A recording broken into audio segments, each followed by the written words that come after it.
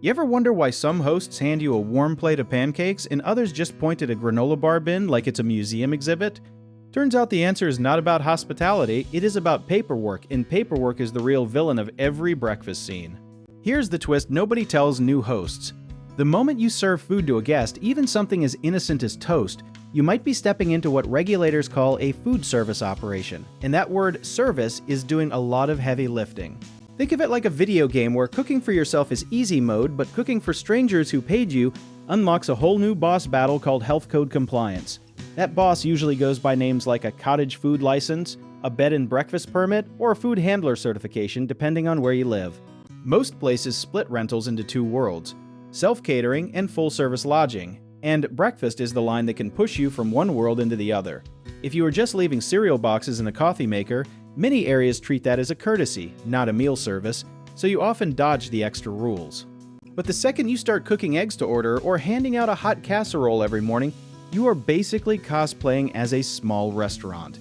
And restaurants, even tiny ones, get inspected, licensed, and sometimes taxed differently than a simple guest room.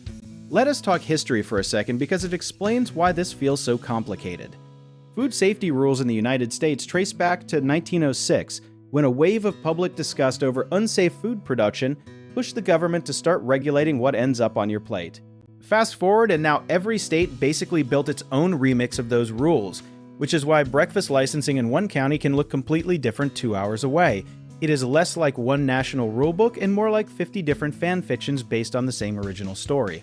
A big chunk of hosts get tripped up by something called the cottage food law, which usually allows home-cooked goods like baked bread or jam to be sold or given away without a commercial kitchen.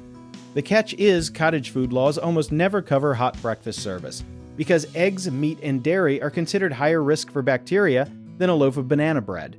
So if your rental brand is basically grandma's kitchen but with Wi-Fi, you likely need more than a cottage food exemption. You are looking at permits like a food service establishment permit, a certified food manager credential, or in some regions a specific bed and breakfast license that bundles lodging and meals together. Here's a myth we need to squash immediately. A lot of new hosts assume that because it is their own house, health inspectors have no business showing up. In reality, once money changes hands for a stay that includes food, your kitchen can legally become a place of business, which means inspectors absolutely can and sometimes will show up. Treat that inspection like a pop quiz you actually studied for instead of a surprise final you are panicking through. Now for the part that saves people real headaches, which is calling your local health department before you ever plate a pancake. They can tell you in one phone call whether your specific setup needs a permit, a certification course, or nothing at all. And that phone call is free, while the fines for skipping it definitely are not. There is also a growing trend of hosts sidestepping the whole mess by partnering with local cafes or ghost kitchens to deliver breakfast instead of cooking it themselves. It feels like hiring a stunt double so you get the hospitality glow up without personally starring in a health code drama. If you remember one thing, let it be this.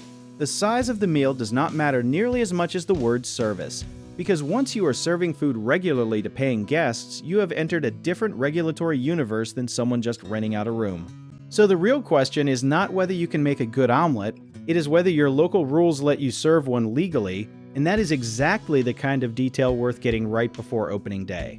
You want to learn more about how we help hosts navigate stuff like this? Go check out our links in the description.